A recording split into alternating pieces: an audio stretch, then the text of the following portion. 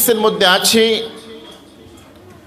যে নাবালেগ অবস্থায় কোনো ছেলে এবং মেয়ে অমুসলিমের ঘরেও যদি জন্মগ্রহণ করে, তারপরেও মহান আল্লাহ সুবহানাহু ওয়া তাআলা শিশু ছেলে এবং মেয়ে নাবালেগের পূর্বে মৃত্যুবরণ করার পরও আল্লাহ রাব্বুল আলামিন তাদেরকে জান্নাত দান করবেন। সুবহানাল্লাহ। তাহলে মানুষ এই পৃথিবীর মধ্যে এসে তার মূল প্রভু, যে আসল প্রভু, যিনি তাকে সৃষ্টি করেছেন, তাকেই ভুলে যায়। এই পথ বলা মানুষকে সঠিক পথ দেখানোর জন্য আল্লাহ সুবহানাহু ওয়া তাআলা বাবা আদম থেকে নিয়ে আমাদের নবী বিশ্বনবী জনাবি মুহাম্মদুর রাসূলুল্লাহ সাল্লাল্লাহু আলাইহি ওয়াসাল্লাম পর্যন্ত অসংখ্য অগণিত নবী রাসূল এই দুনিয়ার মধ্যে প্রেরণ করেছেন। উদ্দেশ্য হচ্ছে পথ বলা মানুষকে পথ দেখানোর জন্য, হেদায়েতের পথ, জান্নাতের পথ দেখানোর জন্য।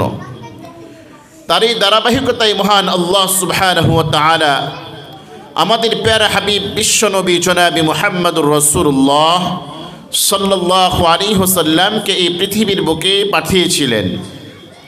তিনি এমন এক অবস্থায় এই পৃথিবীর মধ্যে এসেছিলেন যেই আরবের ভূমিকে বলা হতো আইয়ামে জাহেলিয়াতের যুগ, অর্থাৎ চূড়ান্ত পর্যায়ে একজন মানুষ খারাপ হলে যে অবস্থা হয় সেটাকে বলা হয় আইয়ামে জাহেলিয়াতের যুগ। যাদের মধ্যে শিক্ষা দীক্ষা বলতে কিছুই ছিল না, যাদের মধ্যে ছিল মূর্তি পূজা, মুশরিক, পূর্বপুরুষদেরকে তারা পূজা করত, মূল মহান আল্লাহ সুবহানাহু ওয়া তাআলাকে ভুলে গিয়ে তাকে সেজদা না করে মানুষদের মূর্তি বানিয়ে তাদেরকে সেজদা করত। সেই যুগের অবস্থাটা এরকম ছিল। সেই যুগে কন্যা সন্তান জন্মগ্রহণ করার সাথে সাথে একজন পিতা এবং মা তাদের চেহারাগুলো মলিন হয়ে যেত, কালো হয়ে যেত। কেন? তাদের ধারণা এরকম ছিল যে আমাদের ঘরে কন্যা সন্তান জন্মগ্রহণ করা মানে আমাদের ভাগ্য খারাপ, আমাদের ঘরে কন্যা সন্তান জন্মগ্রহণ করা হলেই তার মানে হচ্ছে আমাদের ভবিষ্যৎ খারাপ, আমাদের ঘরে কন্যা সন্তান জন্মগ্রহণ করা মানেই হচ্ছে সমাজে আমাদের অপমান, অপদস্থ। আমাদের ঘরে কন্যা সন্তান জন্মগ্রহণ করার মানেই হচ্ছে অপর পুরুষের কাছে আমাদের এই সন্তানকে বিবাহ দিতে হবে। এই বিবাহ দেওয়ার পর সেই সন্তান অন্যের ঘরে থালা বাসন মাজবে, অন্যের ঘরে কাজ করবে, রান্নার কাজ করবে, পুরুষের খেদমত করবে। এটা আমার জন্য অপমানজনক। এই থিওরি তাদের ছিল, এই বিশ্বাস তাদের ছিল। কিন্তু এই বিশ্বাস করতো না যে আমি কন্যার ঘর থেকে, মহিলার ঘর থেকে, মায়ের ওদর থেকে জন্মগ্রহণ করেছি। মা যদি পৃথিবীতে না থাকতো আমি পুরুষের জন্ম লাভ হতো না। এই সাধারণ জ্ঞানটাও তাদের ছিল না। এই যুগে বিশ্বনবী জনাবে মুহাম্মদ সাল্লাল্লাহু আলাইহি ওয়াসাল্লাম আরব ভূখণ্ডে মক্কাতুল মুকাররমার হাশিমি বংশে, কুরাইশ বংশে মহান আল্লাহ সুবহানাহু ওয়া তাআলা তাকে প্রেরণ করেছেন। মুহতারাম হাজিরিন, আল্লাহ সুবহানাহু ওয়া তাআলা তার প্রিয় হাবিব বিশ্বনবী জনাবি মুহাম্মদ সাল্লাল্লাহু আলাইহি ওয়াসাল্লামকে এমন এক যুগে প্রেরণ করেছিলেন যেই যুগে কন্যা সন্তান জন্মগ্রহণ করাটা প্রত্যেকটা মানুষের কাছে, পুরুষের কাছে অপমানজনক মনে হতো।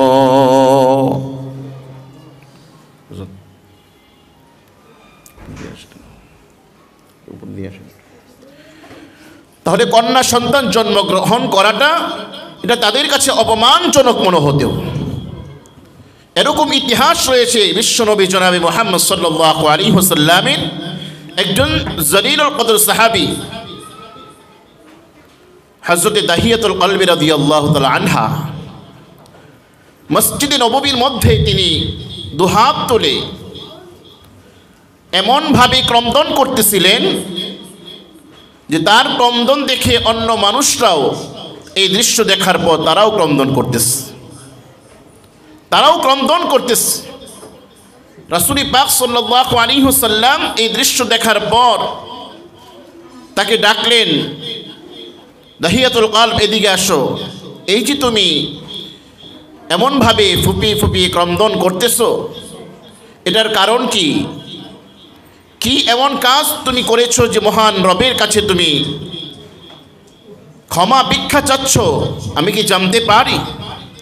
বিশ্বনবী জনাবি মুহাম্মদ সাল্লাল্লাহু আলাইহি ওয়াসাল্লামের প্রশ্নের জবাব দিতে গিয়ে হযরত দাহিয়াতুল কলব রাদিয়াল্লাহু তাআলা আনহু বললেন, ইয়া রাসূলুল্লাহ, ইয়া হাবিবাল্লাহ, জাহিলিয়াতের যুগে আমি যখন মুশরিক ছিলাম, ঈমান গ্রহণ করি নাই, আমার অনেক কন্যা সন্তান জন্মগ্রহণ করেছিল আমার স্ত্রীর ঘর থেকে। স্ত্রীর উদর থেকে একে একে 7টি কন্যা সন্তান জন্মগ্রহণ করেছে। একে একে প্রত্যেকটি কন্যা সন্তানকে আমি জীবন্ত পুঁতে রেখেছি। তার মধ্য থেকে একজন কন্যা সন্তান এরকম ছিল, আমি তাকে, আমার স্ত্রীকে বললাম, তুমি তাকে সাজিয়ে গুছিয়ে দাও, বন্ধুর বাড়িতে বেড়াতে নিয়ে যাব। এই কথা বলে আমি আমার কলিজার টুকরা কন্যা সন্তানকে নিয়ে গেলাম পাহাড়ের পাদদেশে। আমার চাদরের ভিতরে লুকানো ছিল খন্তা, লোহার কিছু যে বস্তু দ্বারা মাটি খনন করা যায়। ওই বস্তু দ্বারা আমি মাটি খনন করলাম। আমার সেই 6 বছরের কন্যা আমাকে জিজ্ঞাসা করলো, বাবা, তুমি এই পাহাড়ের পাদদেশে তুমি কি করতেছো? এই মাটির গর্ত কেন করতেছো? আমি কোনো প্রশ্নের জবাব দিলাম না।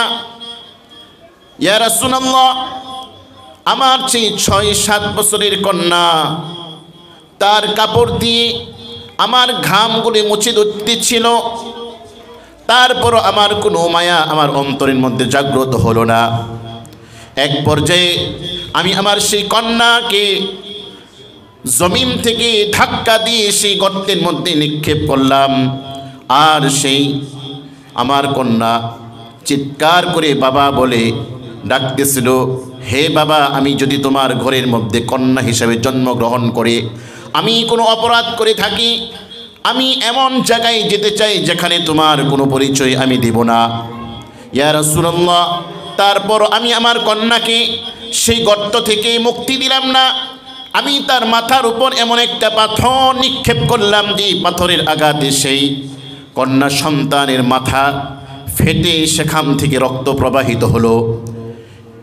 এক পর্যায়ে সে বাবা বাবা বলে চিৎকার করে সে মৃত্যুবরণ করলো। আমি তাকে সেই গর্তের উপর পাথর চাপা দিয়ে আমি ঘরের মধ্যে ফিরে আসলাম। ইয়া রাসূলুল্লাহ, রাসূল পাক সাল্লাল্লাহু আলাইহি ওয়াসাল্লাম হযরত দাহিয়াতুল কলব রাদিয়াল্লাহু তাআলা আনহুর সেই ঘটনা শ্রবণ করে তিনি আশ্চর্য হলেন এবং বিশ্বনবী জনাবি মুহাম্মদ সাল্লাল্লাহু আলাইহি ওয়াসাল্লাম তার হৃদয়ে গলিত হলো, তার চোখ দিয়ে পানি প্রবাহিত হলো।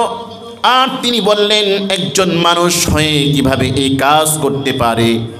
আল্লাহ রাব্বুল আলামিন তোমাকে ক্ষমা করুন। মুহতারাম হাজিরিন, এই সামান্য এই আশ্চর্য এক ঘটনা থেকে স্পষ্টভাবে প্রমাণিত হলো রাসূল পাক সাল্লাল্লাহু আলাইহি ওয়াসাল্লাম এমন একটি জমানায় তিনি এই পৃথিবীর মধ্যে আগমন করেছিলেন যে জমানাকে আইয়ামে জাহিলিয়াত বলা হয়। যেই যুগে কোনো শিক্ষা ছিল না, দীক্ষা ছিল না, যেই যুগে একমাত্র মূর্তি পূজা অর্থাৎ মুশরিক ছিল, একমাত্র মহান প্রতিপালকের সঙ্গে তারা শিরিক করত। এই যুগে আল্লাহ রাব্বুল আলামিন তার প্রিয় হাবিবকে প্রেরণ করেছেন। এই যুগে রাসূল পাক সাল্লাল্লাহু আলাইহি ওয়াসাল্লাম এসে তিনি শ্রমিকের অধিকার প্রতিষ্ঠিত করলেন। তিনি মানব জাতিকে জান্নাতের পথ দেখালেন, তিনি হেদায়েতের রাস্তা তিনি দেখালেন। তিনি মহান প্রতিপালক মহান আল্লাহ সুবহানাহু ওয়া তাআলার গুণ মানুষের সামনে যখন প্রকাশ করলেন, দলে দলে দেখা গিয়েছে ইসলামের পথে তারা ধাবিত হলো, তারা আসতে লাগলো। এমনকি রাসূল পাক সাল্লাল্লাহু আলাইহি ওয়াসাল্লাম সেই যুগে পৃথিবীর মধ্যে আগমন করে তিনি নারী জাতির অধিকার তিনি প্রতিষ্ঠিত করলেন। যে বৈষম্য মক্কাতুল মুকাররমায় সেই যুগে ছিল পুরুষের অধিকার, শুধু নারীর কোনো অধিকার অস্তিত্বই ছিল না। সেই যুগে রাসূল পাক সাল্লাল্লাহু আলাইহি ওয়াসাল্লাম এসে কন্যাদের অধিকার, নারীদের অধিকার তিনি প্রতিষ্ঠিত করতে গিয়ে বিশ্বনবী জনাবে মুহাম্মদ সাল্লাল্লাহু আলাইহি ওয়াসাল্লাম 25 বছর বয়সে তিনি উম্মাহাতুল মুমিনিন আম্মাজান খাদিজাতুল কুবরা রাদিয়াল্লাহু তাআলা আনহার 40 বছর বয়স বিধবা, তাকে তিনি বিবাহ করলেন। এভাবে তিনি অনেক স্ত্রী তার অধীনস্থ করলেন। বিবাহ করার মাধ্যমে তিনি উম্মতদেরকে এই শিক্ষা দিলেন, এই মেসেজ দিলেন যে নারীর অধিকার এভাবে প্রতিষ্ঠিত করতে হয়। এভাবে রাসূল পাক সাল্লাল্লাহু আলাইহি ওয়াসাল্লাম শিশুর অধিকার প্রতিষ্ঠিত করলেন, তরুণের অধিকার প্রতিষ্ঠিত করলেন, যুবকদের অধিকার তিনি প্রতিষ্ঠিত করলেন, এভাবে বৃদ্ধদের অধিকার তিনি প্রতিষ্ঠিত করলেন। এভাবে শুধু মুসলমানের অধিকার নয়, অমুসলিমদের কি অধিকার পৃথিবীর জমিনে বেঁচে থাকতে হলে মুসলিম দেশে, সেই অধিকারও তিনি প্রতিষ্ঠিত করলেন। মুহতারাম হাজিরিন, বিশ্বনবী জনাবে মুহাম্মদ সাল্লাল্লাহু আলাইহি ওয়াসাল্লাম একটি গুরুত্বপূর্ণ হাদিসের মধ্যে তিনি ইরশাদ করেন, ইযা মাতাল ইনসানু ইনকাতা আমালুহু ইল্লা সালাসিন, যে সমস্ত মানুষ একদিন মৃত্যুবরণ করবে পৃথিবীর জমিন থেকে, তারা চলে যাবে, এই তিনটি আমল ব্যতীত, তিনটি বিষয় ব্যতীত তাদের সমস্ত আমলগুলো, সমস্ত কাজগুলো বন্ধ হয়ে যাবে। এক নাম্বার হচ্ছে সাদাকাতিন জারিয়াতিন, কোনো মানুষ যদি এই পৃথিবীর জমিনে থেকে সাদকায়ে জারিয়া তথা চলমান কোনো আমল করে যায়, সে আমলটা কিয়ামত পর্যন্ত জারি থাকবে। সে কবরে গেলেও তার নেকির অ্যাকাউন্টে সব চলতে থাকবে, সব যেতে থাকবে। সাদাকাতিন জারিয়া, তো সাদাকাতিন জারিয়া কি জিনিস? সেটা নগদ অর্থ হতে পারে, যে অর্থ এমন কোনো মানুষকে দান করা, এমন কোনো মানুষকে হাদিয়া দেওয়া, যেই মানুষটা এই হাদিয়া এবং দান এবং সদকা যাকাত পেয়ে সে ইলমে দ্বীন অর্জন করল, এটা একটা বিষয়। আর এমন কোনো প্রতিষ্ঠান সে গড়ে তুলল, মসজিদ হোক, মাদ্রাসা হোক, এভাবে কালভার্ট হোক, পোল হোক, এভাবে সেতু হোক, এরকম যদি করে দিতে পারে, এটাকে বলা হয় সাদকায়ে জারিয়া, আমলের নিয়তে। তাহলে এক নম্বর আমল আমরা এই জীবদ্দশায় করব সাদাকাতিন জারিয়া, সাদকায়ে জারিয়ার ব্যবস্থা আমরা করতে পারব। এভাবে অনেকের আমলে দেখা যায় যে তার অর্থ দিয়ে অনেক ছেলেপেলেদেরকে, অনেক মেয়েদেরকে যারা মাদ্রাসায় পড়ালেখা করে তাদের জন্য কিতাবের ব্যবস্থা করে দেওয়া হয়। এমন তাদের যে অর্থ করে আছে তার বেতন কিংবা খাবারের ব্যবস্থা করে দেওয়া হয়। বিভিন্ন এতিমখানায় লিল্লার ফান্ডে দেখা যায়। এই আমল আমরা জারি করতে পারি। এটা করলে আপনার জীবদ্দশায় যদি করে যেতে পারি, তাহলে কিয়ামত পর্যন্ত আপনার নেকির অ্যাকাউন্টে সাদকায়ে জারিয়ার ব্যবস্থা যেহেতু করে গেছি, এখান থেকে আল্লাহ রাব্বুল আলামিন নেকি দান করবেন। দুই নাম্বার হচ্ছে আও ইলমিন ইউনতাফাউ বিহি, এমন এলেম এই দুনিয়ার মধ্যে রেখে যাওয়া, যে এলেম আপনার চলে যাওয়ার পরও দুনিয়া থেকে এই এলেমের মাধ্যমে এভাবে ট্রান্সফার হবে। আমি এমন ছাত্রকে গড়ে তুললাম এই পৃথিবীর মধ্যে, সে ছাত্র অন্যকে এলেম দেবে, অন্যকে এলেম দেবে। এভাবে আপনি এলেমের মাধ্যমে আমরা সাদকায়ে জারিয়ার ব্যবস্থা আমরা করতে পারি। এমন রিজাল্ট তৈরি করা, সেই শিক্ষিকা হোক, শিক্ষক হোক, এমন ছাত্রী তৈরি করা যে ছাত্রী আদর্শবান ছাত্রী হবে, তার পরবর্তীতে যাকে শিক্ষা দিবে, এভাবে সিলসিলা জারি থাকবে কিয়ামত পর্যন্ত। তার মাধ্যমে আমরা কবরে গিয়েও আমরা সাদকায়ে জারিয়া পেতে পারি। তাও ইলমিন ইউনতাফাউ বিহি, অর্থাৎ ইলমের মাধ্যমে নিজের অ্যাকাউন্টে সাদকায়ে জারিয়ার সওয়াব আমরা অর্জন করতে পারি। মুহতারাম হাজিরিন, তৃতীয় নাম্বার হচ্ছে আওয়ালাদিন সালিহিন ইয়াদউ লাহু, এমন ছাত্র, এমন সন্তান, এমন কন্যা সন্তান, এমন ছেলে সন্তান, যে সন্তান আমাকে আল্লাহ রাব্বুল আলামিন আমাদেরকে দান করেছেন, সেই ছেলে কিংবা মেয়ে হোক, তাকে যদি আপনি মাদ্রাসায় ভর্তি করিয়ে দিতে পারি, সেই ছেলে এবং মেয়ের মাধ্যমে আল্লাহ সুবহানাহু ওয়া তাআলা কবরের মধ্যে শান্তি দিবেন, আখিরাতে শান্তি দিবেন। সেই ছেলে এবং মেয়ে যদি হাফিজুল কুরআন হয়, আল্লাহ রাব্বুল আলামিন তার সুপারিশে কমপক্ষে 10 জন জাহান্নাম ওয়াজিব হয়ে গিয়েছে। ওই 10 জনকে তার সুপারিশের মাধ্যমে তার উসিলায় আল্লাহ রাব্বুল আলামিন জান্নাত পর্যন্ত পৌঁছে দিবেন। সুবহানাল্লাহ। তাহলে তৃতীয় নাম্বার হচ্ছে আমাকে আপনাকে আমাদের সকলকে আল্লাহ রাব্বুল আলামিন ছেলে হোক মেয়ে হোক অথবা ছেলে মেয়ে উভয়টা হোক কি দিয়েছেন? আল্লাহ রাব্বুল আলামিন দান করেছেন। আমাদের কর্তব্য হলো এই ছেলে এবং মেয়েকে মাদ্রাসায় শিক্ষায় শিক্ষিত করা। ফলে কি হবে? ফলে আমার মৃত্যুর সময় আল্লাহ রাব্বুল আলামিন মৃত্যুটা শুভনীয় মৃত্যু দান করবেন, কল্যাণময় মৃত্যু দান করবেন। এবং কবরের মধ্যে যখন রাখা হবে এই সন্তানের মাধ্যমে আল্লাহ রাব্বুল আলামিন আমার কবরের সওয়াল জব আসান করে দিবেন। আর কি করবেন? হাসরের ময়দানে যখন বিপদের সম্মুখীন হব, আল্লাহ রাব্বুল আলামিন এই ছেলে এবং মেয়ে যাকে আমি ইলমি দ্বীন অর্জন করার জন্য সুযোগ করে দিয়েছিলাম, এই উসিলে আল্লাহ রাব্বুল আলামিন আমাদেরকে ক্ষমা করে দিবেন। সুবহানাল্লাহ। আমাদের এই ক্ষণস্থায়ী জিন্দিগি হচ্ছে আখিরাতের তুলনায় 1 সেকেন্ডকে কোটি কোটি ভাগ করলেও তার চেয়ে আরও নগণ্য। আমাদের অনন্তকাল যেখানে থাকতে হবে, আমার আপনার সন্তান ছেলে হোক মেয়ে হোক তাকে ইলমি দ্বীন অর্জন করার সুযোগ করে দেওয়া। ইলমি দ্বীন অর্জন করার যে যখন আমি আপনি সুযোগ করে দিব, দেখা যাবে এই সন্তানের মাধ্যমে আমি আপনি মৃত্যুর সময় কবরের জগতে এবং হাসরের ময়দানে তার উসিলে আল্লাহর পক্ষ থেকে রহমত প্রাপ্ত হব। এই জন্য আমার সংক্ষিপ্ত কথা হলো, আপনারা যারা এখানে উপস্থিত হয়েছেন, আপনারা ইখলাসের সাথে নিয়ত খালেস করে অবশ্যই এই মাদ্রাসায় আপনারা আপনার কন্যা সন্তানকে দিয়েছেন। সাথে সাথে কয়লাঘাট বাইতুল হালিম জাই মসজিদের উপরে আব্দুল হালিম রওজাতুল কুরআন মাদ্রাসায় আপনাদের ছেলে সন্তান দিয়েছেন। প্রতিষ্ঠাতার যে জ্ঞানের থিওরি, জ্ঞান প্রশস্ত দিলের অধিকারী, তিনি যেমন রাজিয়া সুলতানা মাদ্রাসা প্রতিষ্ঠিত করেছেন, অত্র এলাকার জন্য একটা মহিলা মাদ্রাসার ছিলই না, সর্বপ্রথম মহিলা মাদ্রাসা এই মুসলিম বাগে প্রতিষ্ঠিত একটি মাদ্রাসা। এর পূর্বে 2-1টি ছিল, সেটা বিলুপ্তির পথে, কিন্তু একমাত্র প্রতিষ্ঠিত শুরু লগ্নে থেকে সুনামের সাথে আলহামদুলিল্লাহ 5 বছর রানিং চলতেছে। এই প্রতিষ্ঠানে প্রায় 250-র কাছাকাছি ছাত্রী রয়েছে। এই মাদ্রাসা এই মুসলিম বাগের জন্য আমি মনে করি জান্নাতের একটি টুকরা। আপনারা যারা এই মাদ্রাসায় আপনার ছাত্রী দিয়েছেন, আও ওয়ালাদিন সালিহিন ইয়াদউ লাহু, এটার পরিপূর্ণ বাস্তব চিত্র আপনাদের সন্তানের মাধ্যমে আপনারা দেখছেন কিংবা দেখবেন ইনশাআল্লাহ। যেই কারণে আপনার সন্তান এই মাদ্রাসা দিবেন, সেটা আপনারা জেনে শুনেই আপনারা আপনাদের সন্তানকে মাদ্রাসায় দিয়েছেন। এখানে যতক্ষণ আপনার সন্তান থাকে ততক্ষণ পর্যন্ত তাকে শিক্ষার পাশাপাশি দীক্ষা দেওয়া হয়।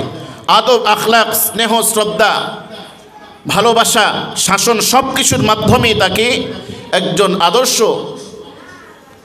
ছাত্রী হিসাবে, আদর্শ মানুষ হিসাবে গড়ে তোলার জন্য শতভাগ চেষ্টা করা হয়। অভিভাবক যারা, তাদের দায়িত্ব হচ্ছে মাদ্রাসায় এসে পড়ালেখার খোঁজখবর নেয়া এবং মাদ্রাসার যে সমস্ত আইন কানুন, সেই সমস্ত আইন কানুনের প্রতি শ্রদ্ধাশীল হয়ে, সেই কানুনের প্রতি যত্নবান হয়ে সেই কানুনগুলো সঠিকভাবে সুন্দরভাবে পালন করা। আমরা শতভাগ দেওয়ার পর আপনাদের দায়িত্ব থাকে যতক্ষণ বাসায় থাকে ততক্ষণ তাদেরকে নিগরানি করা, তাদেরকে দেখভাল করা। আমাদের এখানে 4 থেকে 5 ঘন্টা 6 ঘন্টা থাকে, বাকি 18 ঘন্টায় আপনার এখানে থাকে।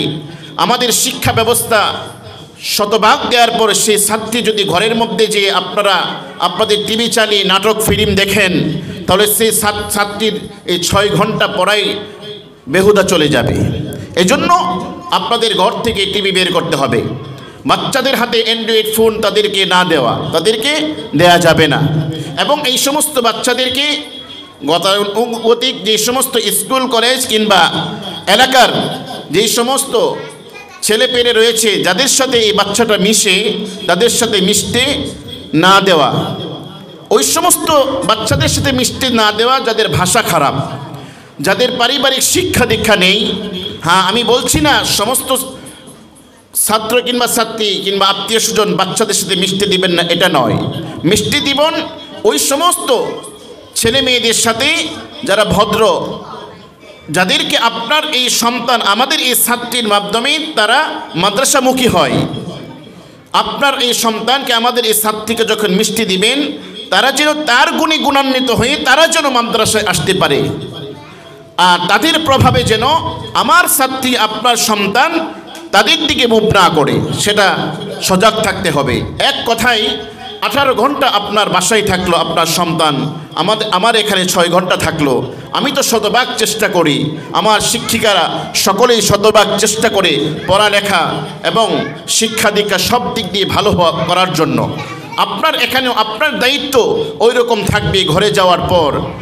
কারণ মায়ের যে একটা শিক্ষা, বাবার যে শিক্ষা, সে শিক্ষা ঘরোয়া শিক্ষা, সেটা আপনি ঘর থেকে দিবেন।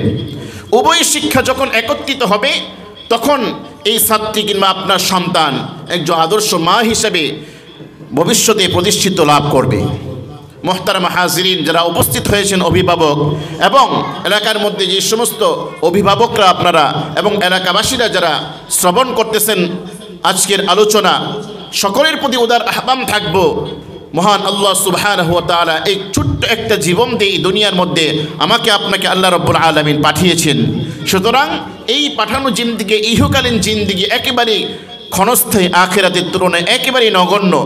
এই নগণ্য এই পরীক্ষার হল সুন্দরভাবে আমাদেরকে পরীক্ষা যদি দিতে পারি, তাহলে ফলাফল আমাদের মৃত্যুর সময় আল্লাহ রাব্বুল আলামিন মৃত্যুর যন্ত্রণা দিবেন না এবং কবর জগৎ আমাদের জন্য আসান করবেন।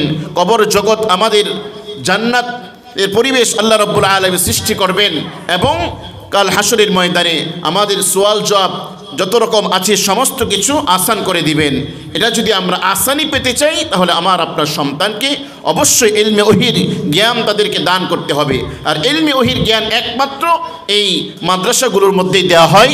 স্কুল কলেজ ভার্সিটির মধ্যে প্রকৃত ইলমে ওহির জ্ঞান আপনি পাবেন না, যদিও পাবেন সেটা নাম গোস্তে পাবেন। কিন্তু প্রকৃতপক্ষে ইলমে ওহির জ্ঞান যদি আমি পেতে চাই, তাহলে এই কওমি মাদ্রাসা, এই দ্বীনি মাদ্রাসা যত আছে এই বাংলাদেশে, পৃথিবীর মধ্যে, এই সমস্ত দ্বীনি মাদারেসগুলোর মাধ্যমে এই ইলমে ওহির প্রকৃত জ্ঞান আপনি লাভ করতে পারবো। তাই আপনাদের প্রতি উদার আহ্বান আমার থাকবে, আপনাদের চোখ কান খোলা।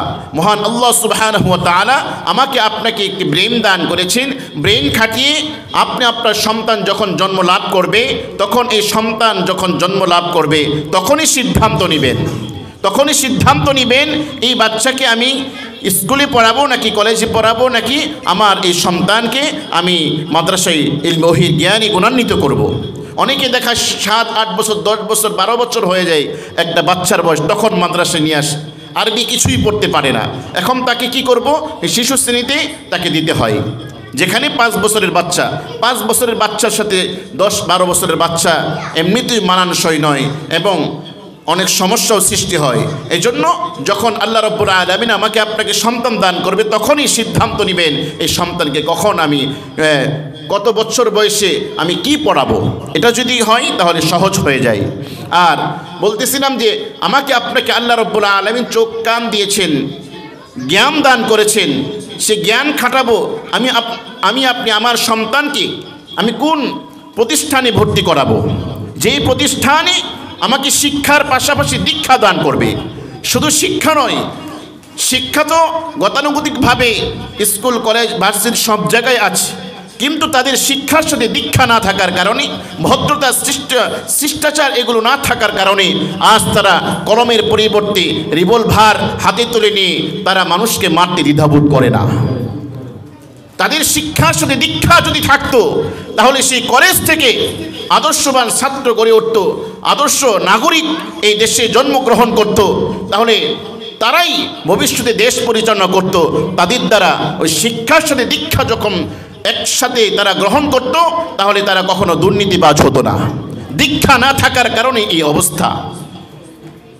শিক্ষার সাথে যদি দীক্ষা আমরা আমাদের সন্তানকে দিতে চাই, তাহলে চোখ কান খোলা রেখে আমার ব্রেন খাটিয়ে আমি দেখব আমার এলাকায় 5টি-10টি মাদ্রাসা আছে, সেই মাদ্রাসার মধ্যে কোন মাদ্রাসাটা শিক্ষার সাথে দীক্ষা পরিপূর্ণ দান করা হয়।